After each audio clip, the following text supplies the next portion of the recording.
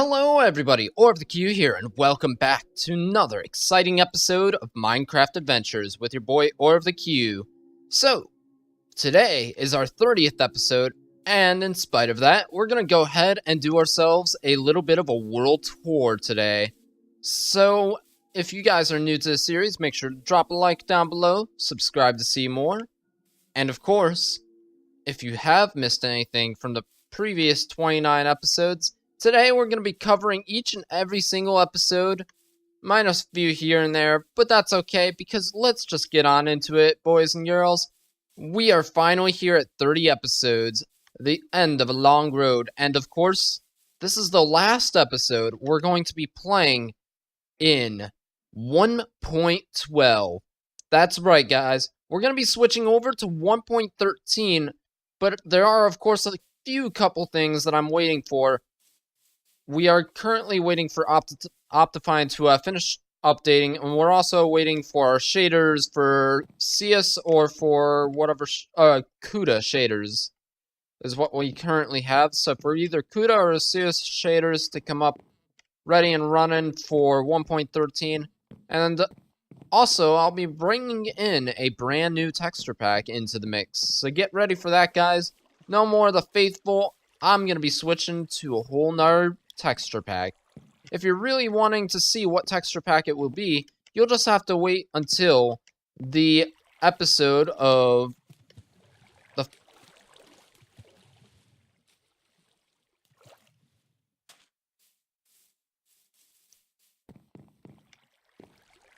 If you guys are really waiting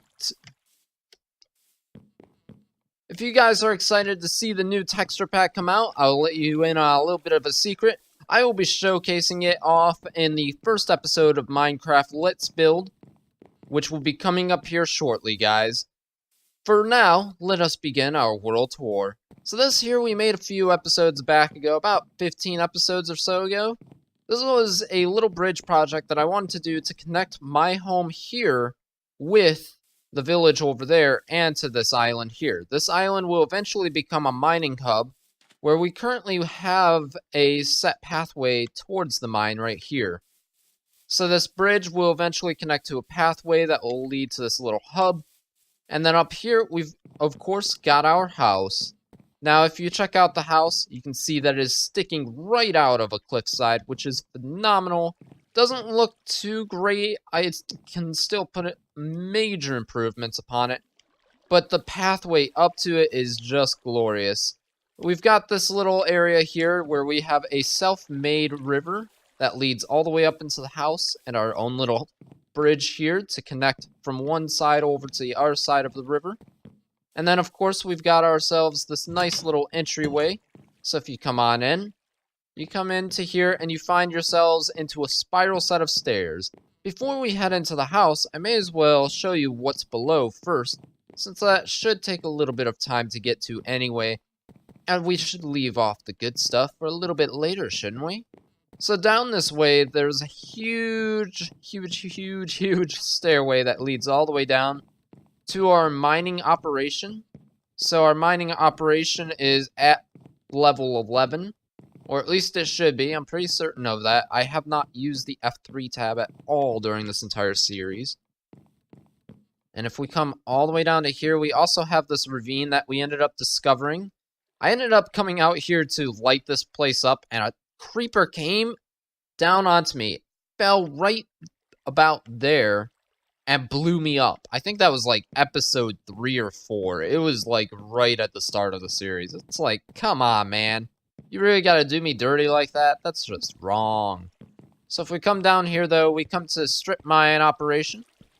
As you can tell, I've done a little bit of mining down here. I could definitely use some more mining. We've got what looks to be a skeleton and maybe even another mob down there too. We'll ignore that though, because we're going to come down this way. You can see that this tunnel goes on forever. It's a branch mine, so mine that. Haha, mining jokes. And then we come all the way down to here. I've yet to actually start up on all the mining operation through here. But I think we are, yeah, right about here is where we're at. Looks like... Oh, that's right, I remember mining down there and I came across another ravine. And then if we come down this way, we have our zombie spawner. Our zombie spawner is pretty traditional. It's just a simple spawner room that has like the whole zombie setup. I have a pillar in the middle so zombies don't spawn up there and just continuously collect there. They go down the water, as you can see with this zombie. They go up, down into there. There's a little bit of lava, but that's to stop any baby zombies and zombie jockeys from getting through. It will kill the zombie jockeys, and it will, of course, kill the chicken they produce. Their stuff does get burned up in there, but that's okay, because then they move up this chute that goes all the way above our heads into a tunnel that allows them to come over to here, and within a short couple of seconds, they'll drop right in front of our eyes. It's a little bit disorganized in here, but if you can see, we've got hopper system that sets up to this. I've got quite a few rotten flesh there, and of course all you have to do is once they collect, just kill the zombies, that's all. And then collect the EXP, all good to go. That's our gold container, our container for carrots, for rotten flesh, our iron stuff, iron bars, and then of course we smelt that using these furnaces. We've got a chest here for coal, in case we ever need to use the coal. So that's about it for the zombie spawner. Simple design, really. So now if we move forward, let's go ahead and make our way back to the house. So we came across this location, I think in like episode 2 or 3, and we decided to start setting our home here in episode 3, where we ended up coming up here and we started mining out this huge area out of this entire place. This is how it all began, though. This is the first room that you come into when you come up into this house, and it looks rather nice. It's got this little upper floor that you can come up on, and then you can look out and over into the distance. We've got the village out there, the little island there, the bridge is nice and lit up, and of course, too, we've got a very nice scenery leading us to other such scenery, such as over there. We've got some zombies. Looks like they're having a zombie fest. Fun, fun, fun, fun. And then if you look, you can see that we have our wither skeleton skulls on display. We're not ready to use those yet. We've collected 2 of them, so we don't even have the 3rd one regardless. So yes, let's go ahead and how about we venture down this hallway first. We got a couple of llamas in here too. So we've got our first hallway here. Nice little painting selection going on, some flowers, some display items, and then we come to our enchanting room, of course. Nothing. Oh, ha ha ha. I never noticed that, but that's a project for later. Definitely for later. I thought the house was actually 100% done, but it looks like we still have to do the ceiling here in the enchantment room. But that's no problem, no big deal at all. From the enchantment room, we've got the little library room where we can place our books that have been enchanted here. We've got a few books here and there. And if you look out too, you can see that we've got a nice view through this window. It's not a perfect view, but it's nice enough. I like it. It's pretty good. We can even jump up to here and find that there's some neat little mobs. We got a silly little Enderman just sitting out there next to some creeper friends, of course. So cute. All those creepers hanging out with those Endermen. So then we come to our storage room where I store my gold, my iron, my diamonds, my lapis, emerald, and our redstone, and of course the blocks of coal. We also have a couple of other items here and there and here. Little bits and bobs there. Let me go ahead and shut this door. I don't know if I shut... Yeah, I shut that door. So now if we come into here, this room here connects to the main room, and, as you can tell, it is our bedroom. We've got some paintings hung up in here as well. We got some good lighting, a lamp here. We got ourselves an ender chest, which we haven't even put anything in yet. I haven't felt the desire to do so yet. We'll think about it. We're definitely going to be making use of it whenever we do go to the end. That is for certain. This is my bits and bobs chest. Whenever I finish an episode, I bring items that I've used in the previous episode to here. Of course, this is my bed. We'll go ahead and sleep now, actually. And of course, if we move on to the next place, the next room to show, we've got a little jack-o'-lantern here to showcase that this is our nether portal room. Nice little bit of a simple design too here. I actually should probably fix the wall a little bit because it's kind of not symmetrical or anything like that. Ceiling could use a little bit of work too. But if we go into the nether, I'll go ahead and show you what here is. What is here? Or something or other. If we come down this long hallway, you can see on the mini-map that we have an F that we're coming up upon really quickly. That is our first nether fortress that we ended up coming across. And let me tell you, it was a big proper pain to find that first nether fortress. It was so far away, across so much lava, so much horrible trials, that I actually ended up having to use fire-resistant potions just to find this place. But if you come up all the way across through here, it's a few hundred blocks away from the main nether portal, but you can find that there is going to be a portal up ahead. Ooh, and also a pig. That's surprising. I guess the pig came from the other side. I don't know if doing damage to a regular pig will cause pigmen to get angry or not, though. And here we go. We've got the nether portal here. But let's first go ahead and check out the nether fortress down below. I'm not going to go too far in. I'm just going to make a quick look out because it's a little bit hectic out here and I don't even have my armor on. But yeah, if you can tell, this is our first ever nether fortress that we found here in the nether in this world. We have a blaze spawner well over that way somewhere. We have so far collected 2 wither skeleton skulls, as you previously have seen, located in our house, which were all excavated from there. So if we come on back up, guys, we'll head into this nether fortress and I'll show you what's beyond this portal.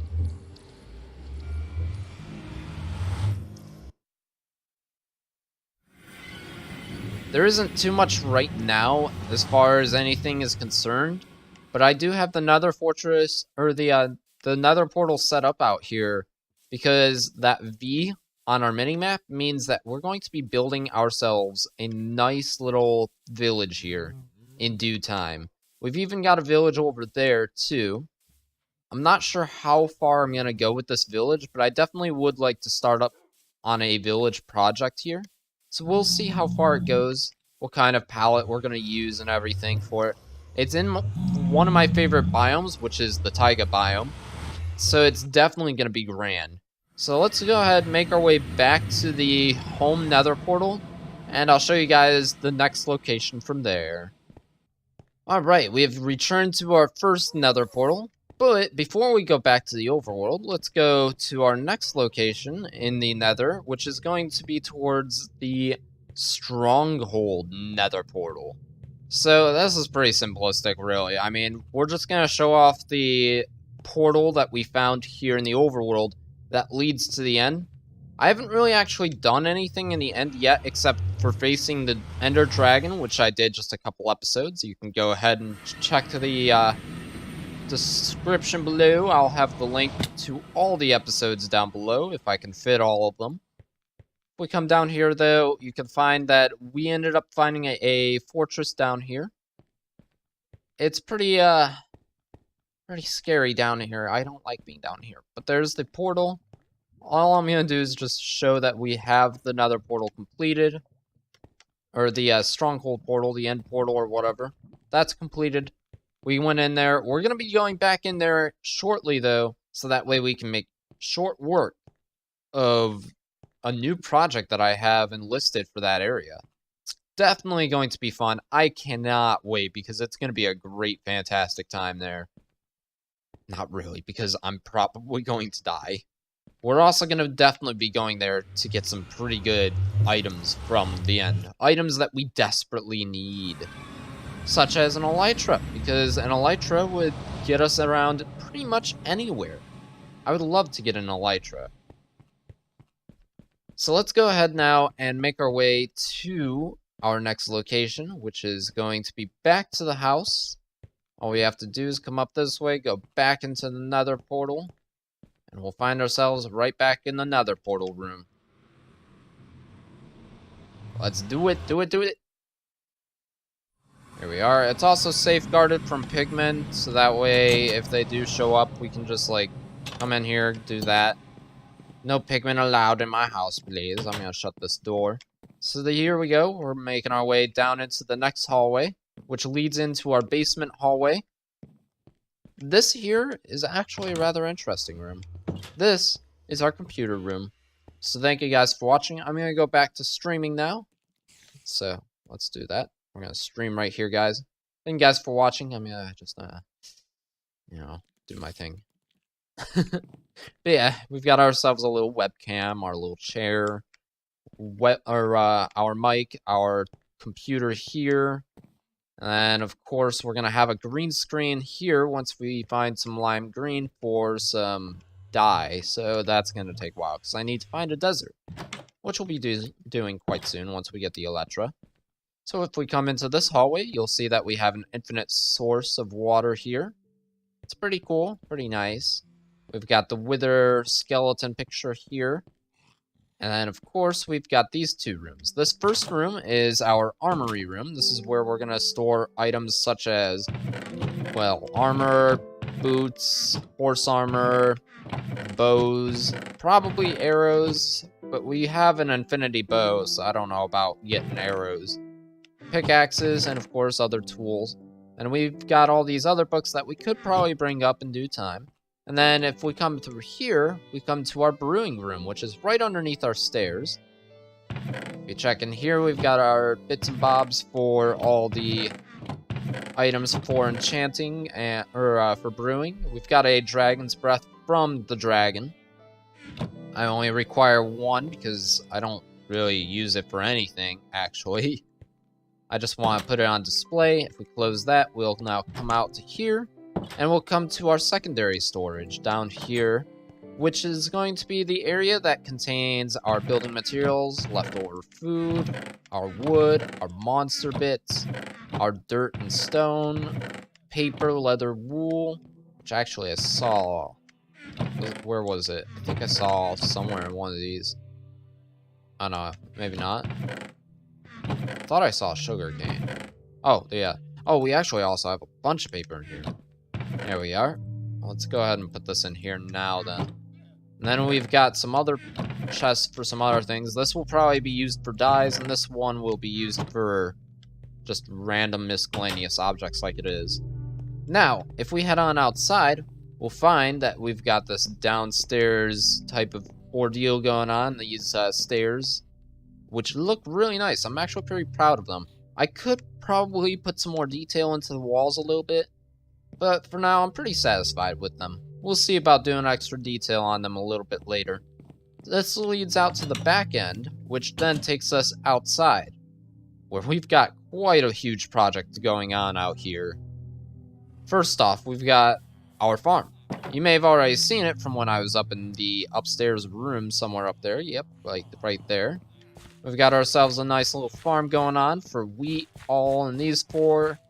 And then we've got carrots, we've got potatoes, more wheat, and of course beetroot. Because we need lots of beetroot for them pigs. Beetroot or carrots, it doesn't matter. I usually use carrots for pigs, but sometimes carrots can be useful when you turn them into golden carrots. So if we come in here though, we've got a nice assortment of villagers. They are continuously breeding and will breed infinitely, for we have a villager stuck upstairs, and they are opening and closing doors like nobody's business.